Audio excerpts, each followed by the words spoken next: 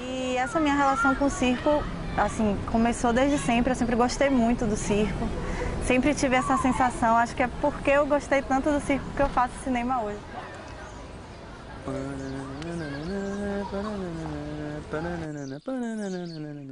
E aí vai. Então, Profissão Palhaço é um filme sobre 3 gerações de palhaços de uma mesma família que não estão no circo. Eles pararam, vieram morar aqui em Salvador e a gente propõe no filme que eles voltem para o circo para ver o que é que acontece. É uma abordagem assim do que os palhaços fazem quando eles não estão no picadeiro. Não é tanto a cena, o espetáculo em si, senão o cotidiano ali naquele ambiente. Eu achava, antes, né, sentada no meu computador escrevendo meus roteiros, eu achava que o circo estava morto, que tipo, aquele discurso padrão, né, as pessoas ficam em casa assistindo televisão, as pessoas vão ver o futebol e não existe mais circo, o circo morreu, eu pensava isso. E depois eu fui em cada lugarzinho, assim, de uma rua, encontrei circo armado na beira da estrada, eu vi um circo armado assim na beira da estrada que eu fiz, gente, de noite não vai vir ninguém. Eu até fui por isso, pô, não vai ter público, eu tenho que vir. E na hora, chegava do circo, você não via nenhuma casa. Mas na hora do espetáculo, chegava a gente de jegue, de bicicleta, caminhando. E estava sempre cheio, sempre, sempre cheio. Porque nesses lugares não tem, você não encontra museu, não tem teatro, cinema não existe, não tem como ver uma exposição. Então, o circo acaba sendo a primeira forma de contato dessas crianças e muitas vezes a única com o que é a arte ao vivo, o entretenimento. Então, tem um papel fundamental. Eu gostava demais de circo quando me anunciava que eu passava da cortina para lá, picadeiro, eu me transformava e eu gostava, fazia o que eu podia, eu fazia. O povo ria, fazia coisa. Para mim eu estava no céu. Para facilitar um pouco essa relação com a câmera, a gente chegou no circo 5 dias antes de começar a filmagem. Eram 5 dias de uma meio pré-produção, meio filmagem já, mas que a gente ligou a câmera, começamos a filmar nesses 5 dias, sabendo que essas imagens aí não seriam utilizadas, era mais para criar essa situação habitual, não só com os 3 personagens, como também com o restante do circo. E a gente, de fato, ficou no circo, fazendo todas as refeições lá, teve dia que dormiu lá também. Então, criou uma situação muito habitual por esses dias anteriores que a gente foi se aproximando. Então, tinha vezes que eu estava dirigindo uma cena e a dona lá do circo dizia: Paula, vem cá, vem me ajudar, que está precisando cortar umas batatas aqui para o almoço. Então, já entrou mesmo ali no cotidiano e isso facilitou bastante. A gente gosta de ser narrativo, gosta de que o público goste, de que chegue e emocione em Quissé, mais que nada. Mas estou mais preocupada lá com o público de Quissé do que com o público daqui da sala de arte. Embora tem filmes e filmes. Então acho que a dica para a galera que está começando e que quer seguir em frente é se reunir, se juntar gente que pense parecido e fazer. Colocar a mão na massa e fazer. Faz uns 5 minutos, hoje em dia a gente tem muitas coisas a favor, que na minha época de faculdade, por exemplo, não tinha. A gente edita com qualquer programa num PC. A gente filma com a câmera de celular, isso não tinha antes. A Kodak faliu, a gente vai fazer vídeo agora. Então, dá para fazer, dá para se juntar e fazer um pouquinho. Eu acho que isso é o mais importante, é a principal dica. E sobre o Doc TV, a informação que eu tenho é que ele vai voltar esse ano e eu espero que volte, porque o Doc TV tem uma coisa muito especial, que em determinados estados onde a cultura não tem um incentivo tão forte por meio do governo estadual, acaba sendo assim o principal edital de cinema. O Acre produz Doc TV. Isso é muito bom. Então espero que volte mesmo, porque é um edital muito importante, muito interessante e que ajuda a gente a nos conhecer também, né, através desses docu-TVs. A ver alguma coisa que está além ali do Rio de Janeiro, de São Paulo. Acho que é muito Brasil, é muito cultura brasileira e é muito importante. Fala aí, Paulo. Pronto, já falou, já tá falado. Não gastar muito. Eu fui econômica agora.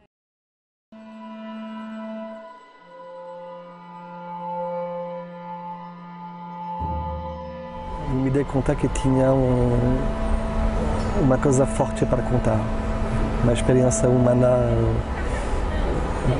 profunda que ainda ninguém tinha contado nessa época.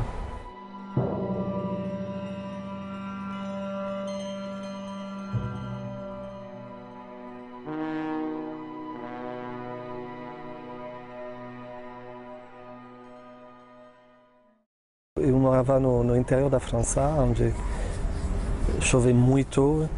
Eu, como adolescente, eu lia Jorge Amado. Então, era uma coisa mais exótica, a coisa das mulheres, a sensualidade, a comida diferente e tudo isso. Então, cheguei na Bahia por causa do Jorge Amado. Mas eu demorei para ir lá no sul da Bahia, que eu já estou morando aqui quase 10 anos. Eu demorei para ir no sul da Bahia porque sempre fiquei um pouco ansioso que a realidade ia ser muito diferente da ficção. Eu não queria ser desapontado. Então demorei, um dia fui. E de fato eu fui bastante chocado porque eu vi que a situação estava bem diferente do que eu imaginava. Dezenas e dezenas de fazendas abandonadas.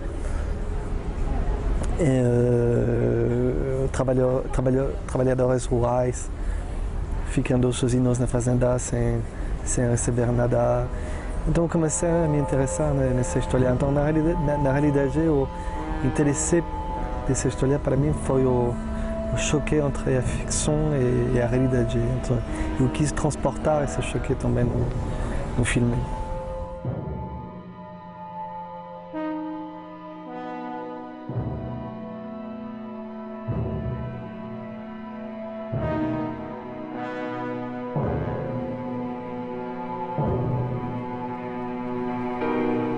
A queda foi brutal, ok? A queda foi brutal.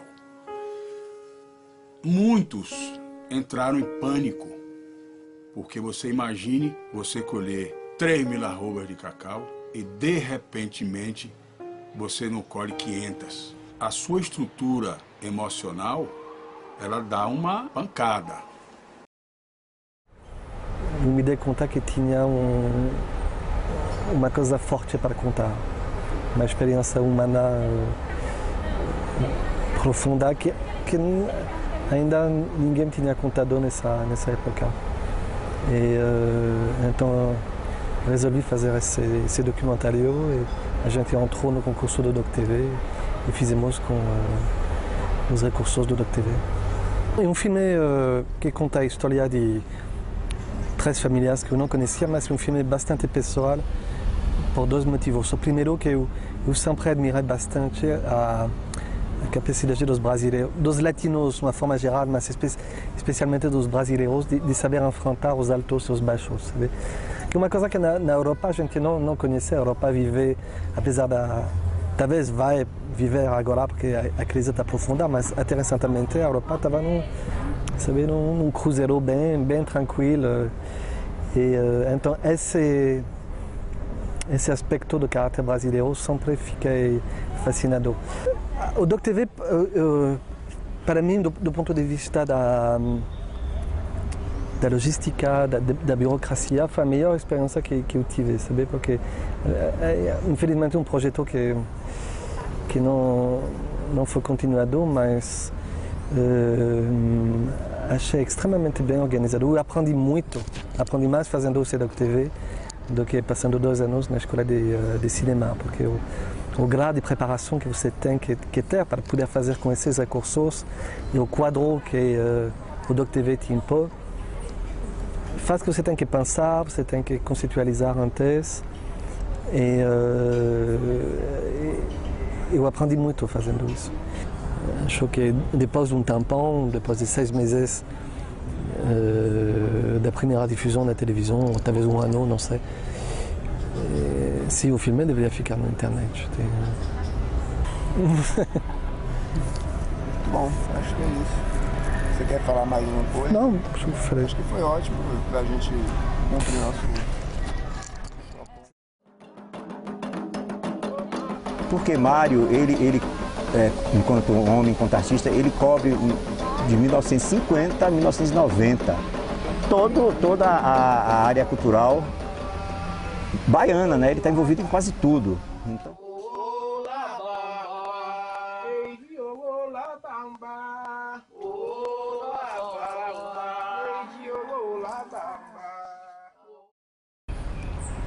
Assim, eu acho que a função do meu documentário, de se fazer um documentário, para mim, é você abrir a cabeça das pessoas, abrir no sentido de ampliar os horizontes dela. Por exemplo, quanta gente não conhecia Mário?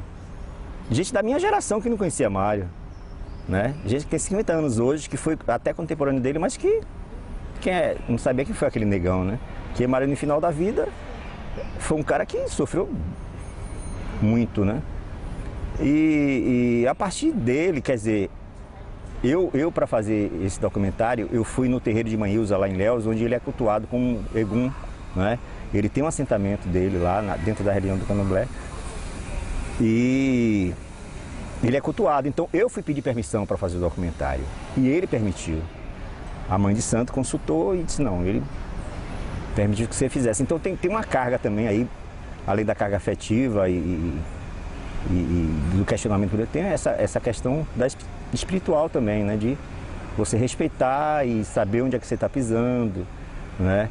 E tudo. Então, esse documentário, no momento que ele passou na segunda mostra contemporânea de teatro e performance negra aqui no Teatro Vila Velha, para mim foi a melhor plateia que eu acredito que esse filme já teve. Porque o que foi que aconteceu ali? Eu fui exibir o filme no Cabaré dos Novos do Teatro Vila Velha, a sala lotada de artistas negros de todo o país, dançarinos e atores e diretores, né? Então, o pessoal que trabalha com, né? Que é um evento promovido por Márcio, com o Bando Teatro Olodum. Cara, o filme começou e foi uma comoção, uma catarse assim total, porque as pessoas elas se emocionaram, riram, né? Comentaram as coisas todas, né? Parecia que eu tinha feito filme só para aquela plateia, né? E aí sim eu fiquei satisfeito. Assim eu fiquei feliz de eu me realizei enquanto realizador, entendeu? Eu fiquei muito feliz de que aquelas pessoas que já são resultado do que Mário plantou, né? Terem assistido, terem gostado, terem entendido a mensagem, né? Quando eu participei da oficina do Doc TV2, que a melhor coisa do Doc TV2 é essa oficina que você vai fazer em Brasília. Você vai para lá, pelo menos os que ganham,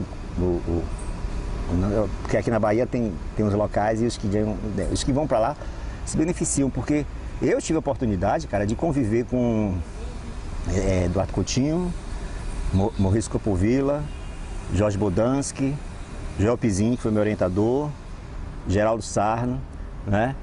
Quer dizer, os caras feras, cada um com um pensamento diferente sobre o documentário.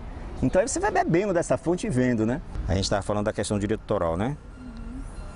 Na pergunta que você fez, né? O que é que eu acho disso, né? Bom, quando você se submete a um edital público e vai assinar o contrato, você vê lá, você cede os direitos patrimoniais. Quer dizer, aquele filme passa a fazer parte do patrimônio público, né? Podemos dizer assim, né? Porque o Ministério, ou no caso da Bahia, a Secretaria de Cultura, o RIDEB, no caso da Secretaria de Governo agora aqui, detém também, já que ele bancou aquele filme, ele pode usar como quiser aquilo ali, né? Então, se esse filme chega na internet e as pessoas baixam, eu acho, no meu caso específico nessa questão do direito de autor, né? Eu acho que tem que ser compartilhado. Vamos difundir nossas obras, vamos difundir nossos filmes. Deixa eu pensar aqui para não me arrepender depois, né? Perder a oportunidade. Ah, bacana, achei o papo massa, bem legal mesmo. Um dos meus projetos que eu... Tá gravando? Tá. Então não vou falar não, que é...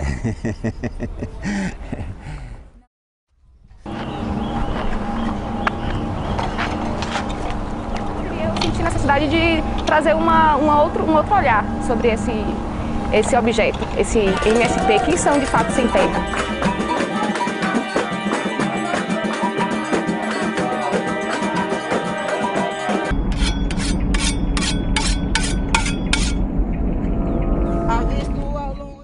O Doc TV foi muito incentivador da liberdade mesmo, do tema, né? Não houve nenhuma restrição, na verdade. Inclusive, houve uma oficina inicial de formatação de projetos, que foi essencial assim, para mim.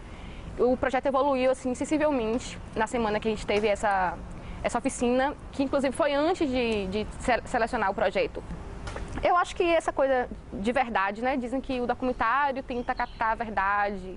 Talvez a gente tenha se aproximado disso, entendeu? Não sei se pela, não ingenuidade, mas pela naturalidade dos nossos entrevistados, pelo afeto com relação ao tema. Então a gente talvez tenha alcançado, não a verdade do MST. O MST é um movimento maravilhoso que transforma a vida das pessoas. Não, mas aquelas pessoas ali, tiveram uma transformação de vida, inclusive intelectual. Avisto ao longe um vulto na estrada e penso quem vai ali.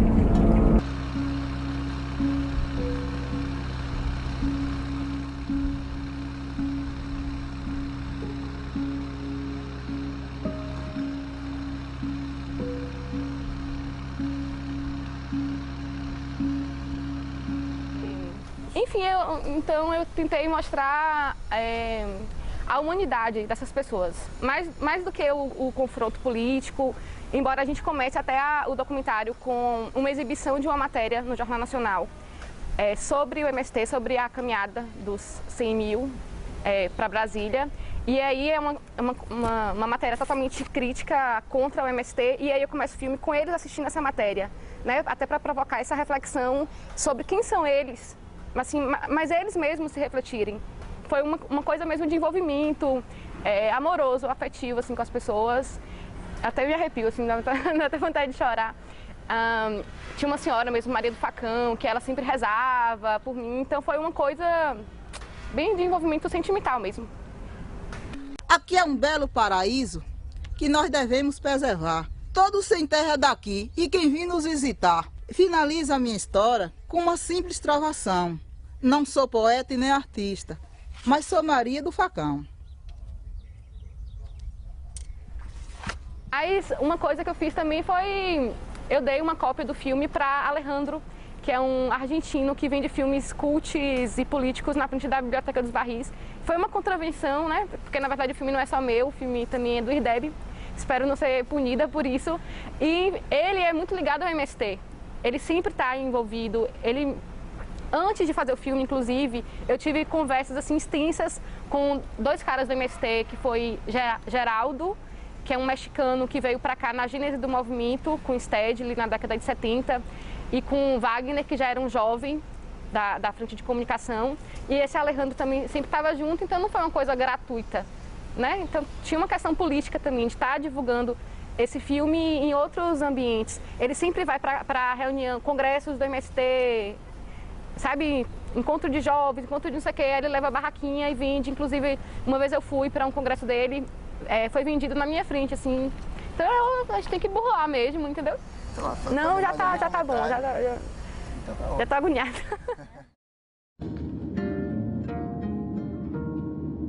Eu não estava fazendo um documentário sobre um assunto que está aqui e que você vai despertar. Eu estava despertando uma coisa que já é muito maior, muito mais grandiosa do que o meu próprio documentário, entendeu? Então isso foi um desafio muito grande.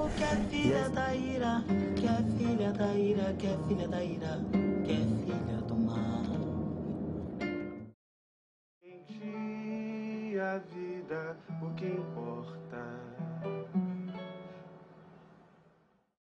O filme conta a história dele através da minha visão. Na verdade, o documentário me tem como personagem também, né? Que começa, inclusive, eu dentro do avião, lendo esse livro dele, que chama Sonho e Lucidez, né? 3 dias com o Fernando Cone Campos.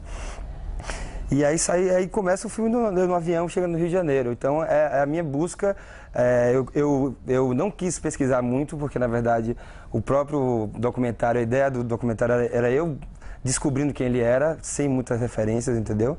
Então busquei o filho dele, que também virou um personagem, o Romeu Jacobina virou um personagem fundamental no documentário, e junto com ele a gente foi correndo atrás das pessoas que poderiam falar sobre. E aí foi maravilhoso, porque ao mesmo tempo que eu ia fazendo o documentário, eu ia descobrindo sobre né, o objeto do meu documentário. Então eu acho que isso resultou numa linguagem bacana, dinâmica. Trabalhei muito com música, né? Esse filho de Fernando é músico da Orquestra Imperial, um cara bem reconhecido lá no Rio. Encontrei com a Ava Rocha, que é a filha de Glauber também, que tem uma carreira musical maravilhosa. E coloquei música, coloquei essa coisa dessa coisa on the road mesmo, né? De estar na estrada e o filme se surgindo de acordo com essa minha estrada. A vida, o que importa?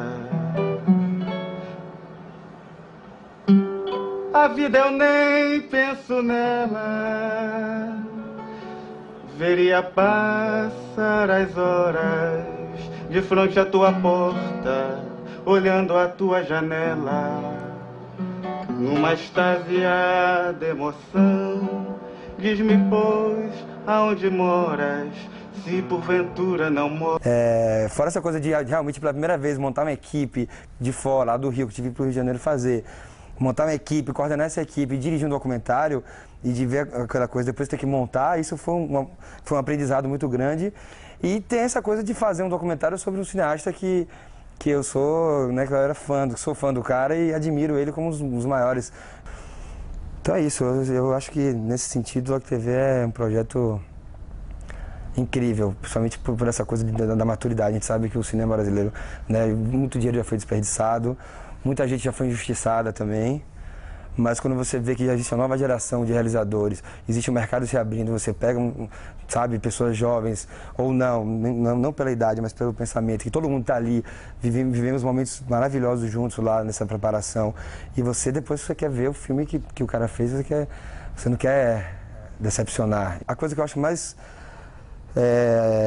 certeira desse projeto é que ele confia na pessoa que está realizando, que ele dá o prêmio, entendeu? Eu acho que eles fazem uma análise bem, né? Tem muita gente competente analisando. Na hora que eles premiam um projeto, eles analisam quem é que vai fazer e eles te dão realmente uma carta branca, né? Você recebe uma verba, que é uma verba, não é nenhuma verba né, grande, mas é uma verba que é viável, principalmente pelo formato que eles exigem, de você poder fazer em vídeo, entregar em vídeo, né, um projeto para televisão. Tem uma grana boa para fazer um projeto nesses padrões e que ele te dá a confiança de que toma o dinheiro, você não precisa me prestar conta, nota por nota, rúbrica por rúbrica. Você precisa me entregar o projeto pronto para a gente exibir. Estou até gostando mais de ser produtor do que ser diretor. É desafiador, né? Total.